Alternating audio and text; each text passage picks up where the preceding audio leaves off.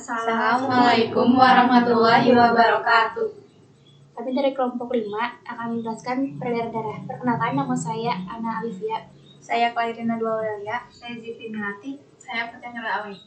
Transfusi darah. Transfusi darah adalah proses memasukkan darah milik seseorang ke dalam tubuh orang lain saat seseorang kekurangan darah, baik karena kecelakaan ataupun pasca operasi.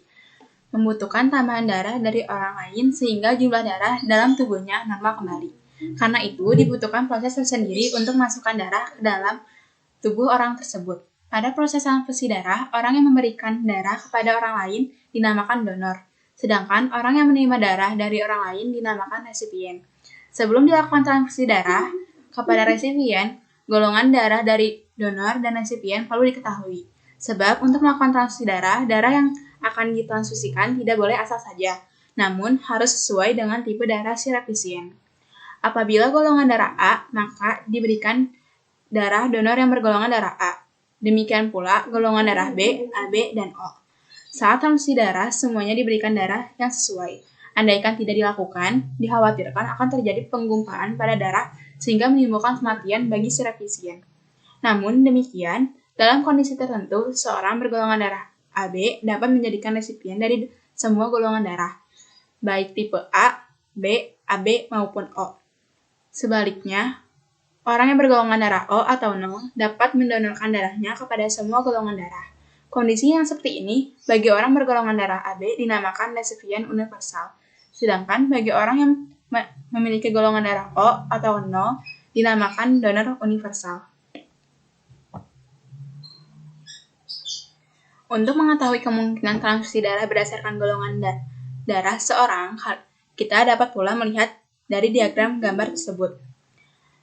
Bisa kita lihat bahwa golongan darah O dapat mentransfusikan darahnya kepada golongan O, A, AB, maupun B. Sedangkan golongan darah A dapat mentransfusikan darahnya kepada sama golongan A dan AB. Dan golongan darah B dapat mentransfusikan darahnya kepada sama golongan B dan AB. Tetapi golongan AB hanya dapat mendonorkan darahnya kepada sama golongan AB saja.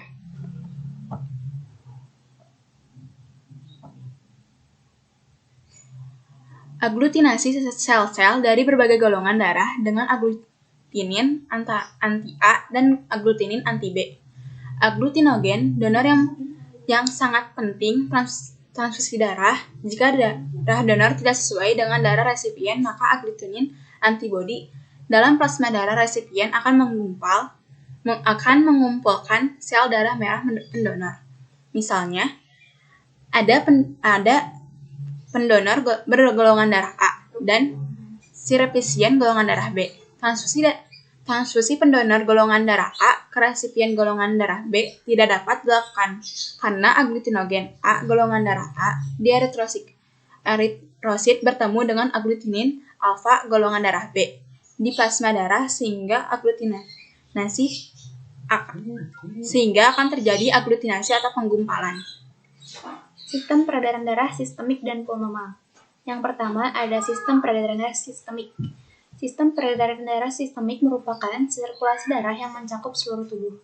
Sirkulasi ini berlangsung ketika darah yang mengandung oksigen mengisi serambi kiri jantung melalui vena pulmonalis usai melakukan pelepasan karbon dioksida di paru-paru.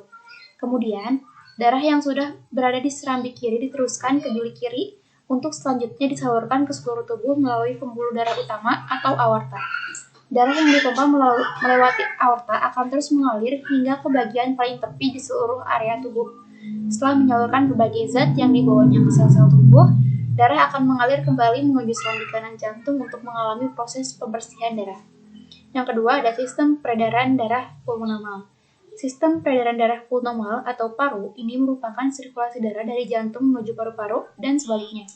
Sirkulasi ini berlangsung saat darah yang mengandung karbon dioksida dari sisa metabolisme tubuh kembali ke jantung melalui pembuluh vena besar atau vena cava. Lalu, memasuki serambi kanan dan diteruskan ke bilik kanan jantung. Selanjutnya, darah yang sudah berada di bilik kanan jantung akan dialirkan ke paru-paru melalui arteri pulmonalis untuk melakukan pertukaran gas karbon dioksida dengan oksigen. Setelah itu, darah bersih yang kaya oksigen akan memasuki serambi kiri jantung melalui vena pulmonalis.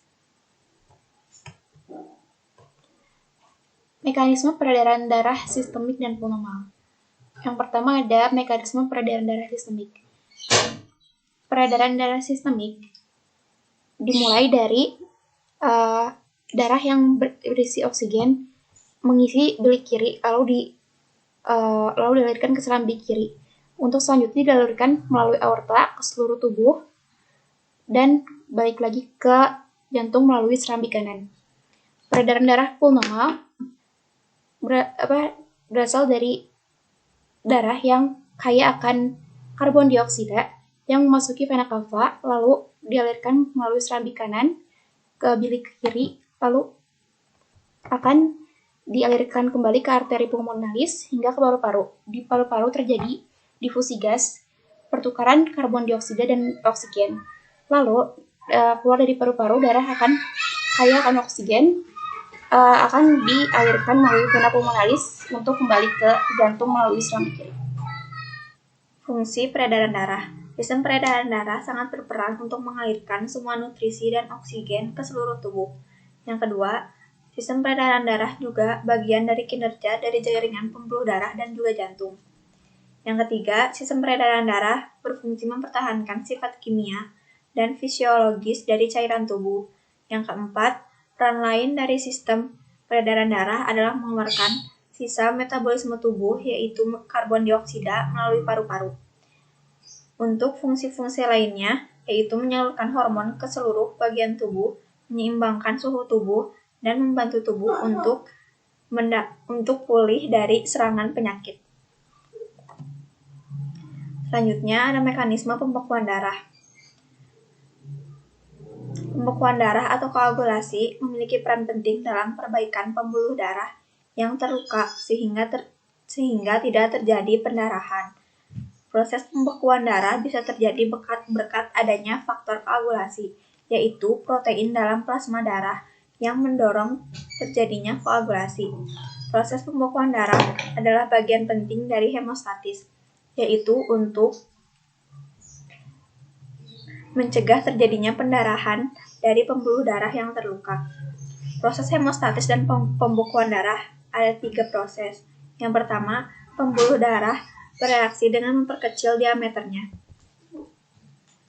Ketika pendarahan terjadi, pembuluh darah akan mengerut dan menyempit untuk mengontrol jumlah darah yang keluar. Yang kedua, sumbatan platelet. Tubuh akan mengaktifkan platelet sebagai respon atas munculnya luka. Platelet dan sel tubuh akan menggumpal sehingga membentuk sumbatan pada luka. Yang terakhir, terbentuknya helai fibrin. Kerusakan pada pembuluh darah akan mengaktifkan faktor koagulasi dari dalam tubuh. Teknologi pada sistem peredaran darah.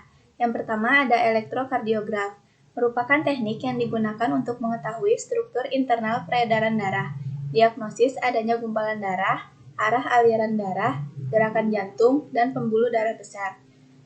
Hal ini dilakukan tanpa memasukkan alat ke dalam tubuh pasien, tetapi dengan gelombang ultrasonik untuk membentuk gambar bayangan. Yang kedua ada angiosplasma.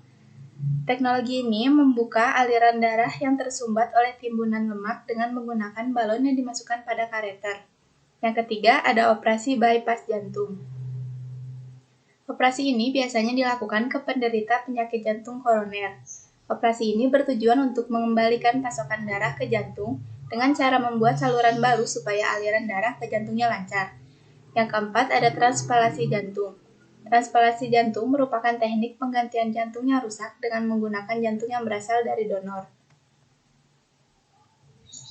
Yang kelima, terapi gen. Terapi gen ini sendiri dilakukan dengan cara menumbuhkan pembuluh darah baru dengan menyuntikkan beberapa salinan gen.